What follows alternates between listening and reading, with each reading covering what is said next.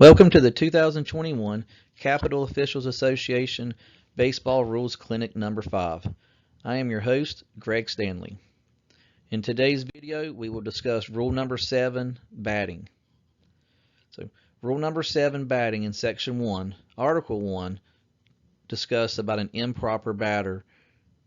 An improper batter that is discovered when he's still at bat is simply replaced with the proper batter, and that proper batter assumes the pitch count.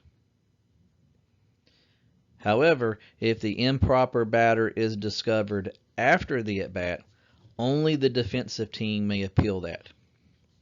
It must be appealed before the next legal or illegal pitch, the next play or attempted play, or an intentional walk. Any out made on the play stands, and an out for the improper batter supersedes an out by the improper batter on the play. Right. So, for example, an improper batter hits ground ball to second base, they throw the ball to first base, get the out on the play. Right. If the defensive team appeals, then the improper batter out supersedes that out. So that out on the play does not stand because it was made on the improper batter. Now, if there's a runner on first and we have with no outs, ball hit to shortstop, they get the forced play at second base, but the batter beats the ball to first base. He reaches first base. The out at second base stands, and an out on the improper batter is called upon legal appeal by the defense. And here's the penalties that support what I've just mentioned. So the proper batter is declared out on proper appeal, and we return all runners to the base occupied at time of pitch. So in the previous example, the force at second base stands. That out is called. And then who should be the proper batter, he is declared out. That batting position is declared out, so that we make sure we get the proper batter coming up to bat next. Right. When the proper batter is called out for an improper batter, the next batter shall be the batter whose name follows that of the proper batter.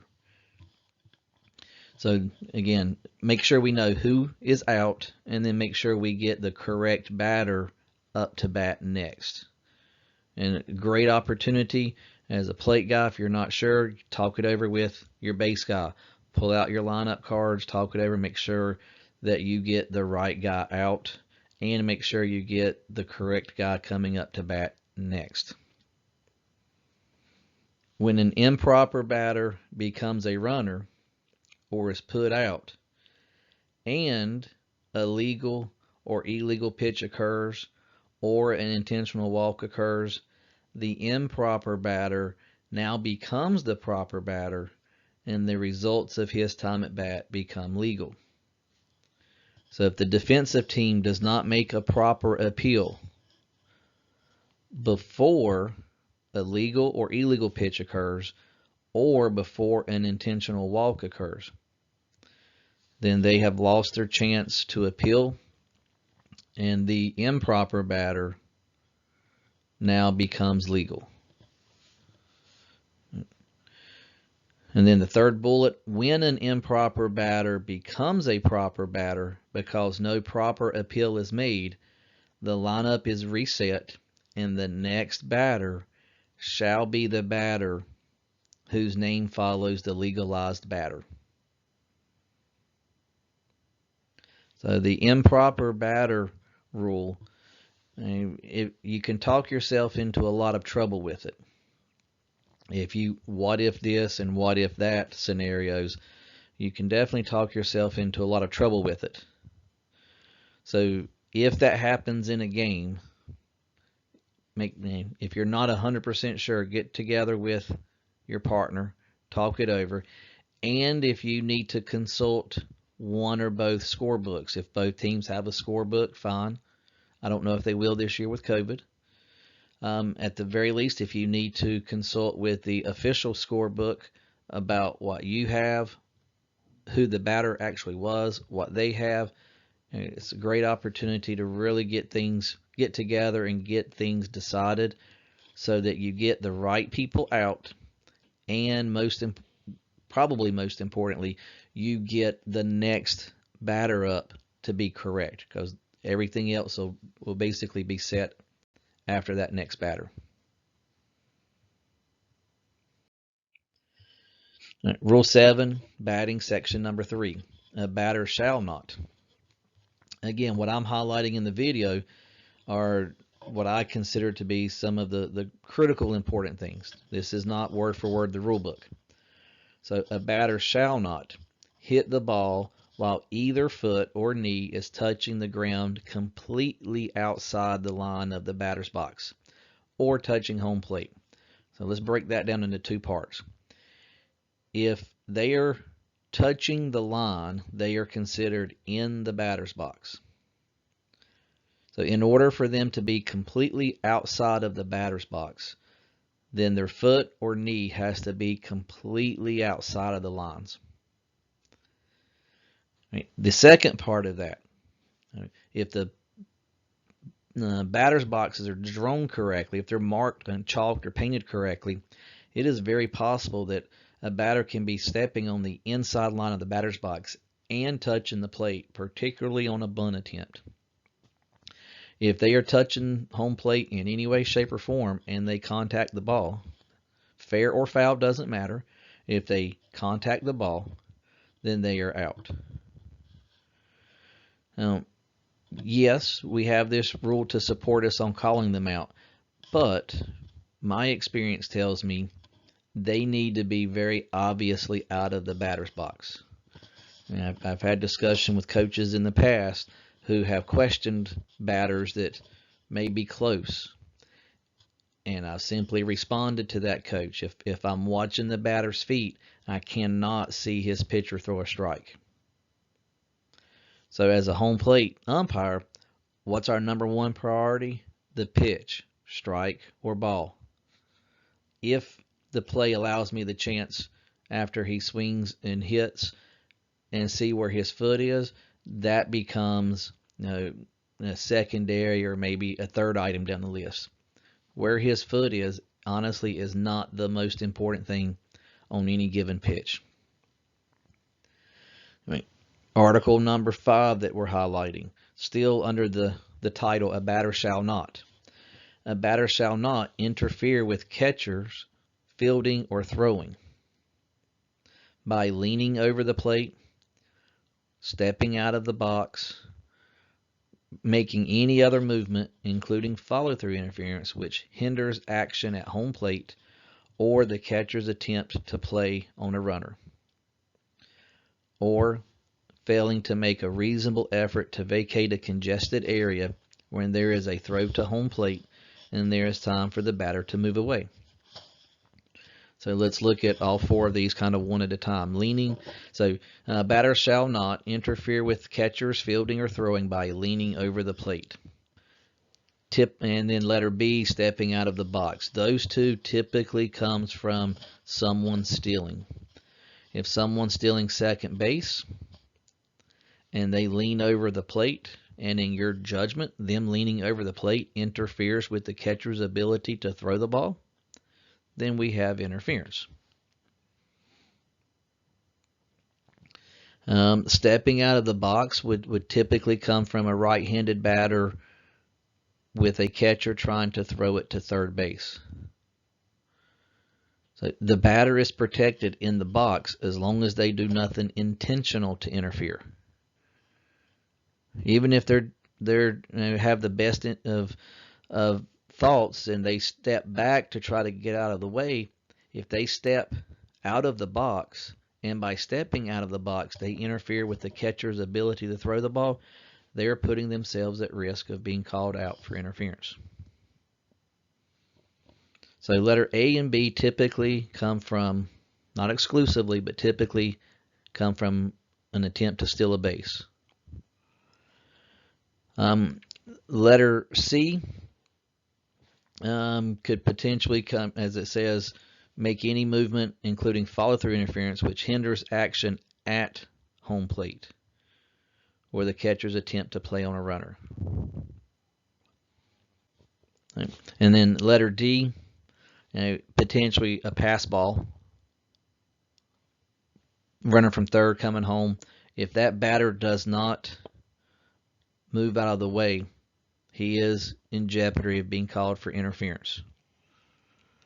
So those are kind of a rundown of those four situations where the A, B, C, and D could occur. All right, the penalties that we will assess. When there are 2 outs and we judge interference, the batter is out. And it's important that we get that correct so that we know who the next legal batter is to start the next inning.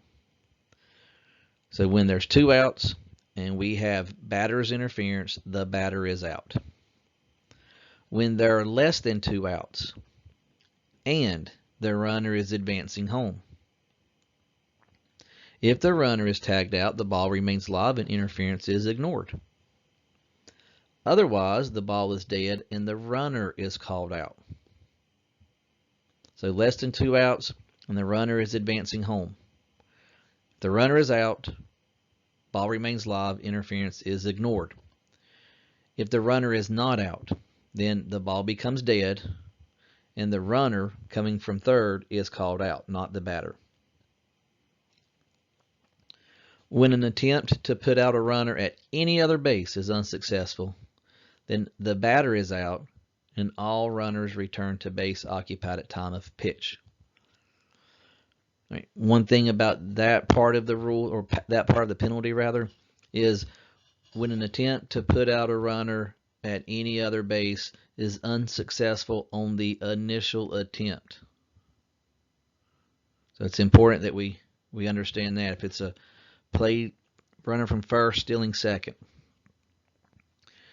and we rule batter's interference, and he airmails it to center field, if we don't do a good job of coming out at that moment, that's the immediate play. The runner is not out on that immediate play. We, as a plate umpire, we need to come out and be loud and kill it immediately at that point. Because if we don't and we let that play continue, if he tries to go to third, center fielder throws it into third and gets him out, we have not applied the rule properly. So if the initial attempt to put out a runner at any other base is unsuccessful, then the batter is out and all runners return to base occupied at time of pitch. If, so in that previous example, instead of the runner being thrown out at third base, the batter will be called out and the runner will be returned to first base. So that's why it's important that we get the correct out. Now, the last bullet, if the pitch is a third strike, then the batter is out on strike 3. The runner can and probably should be called out for the penalty. So if it's strike 3 and we have batter's interference, then the batter is out on the strike 3. The runner will be declared out as the penalty on the interference.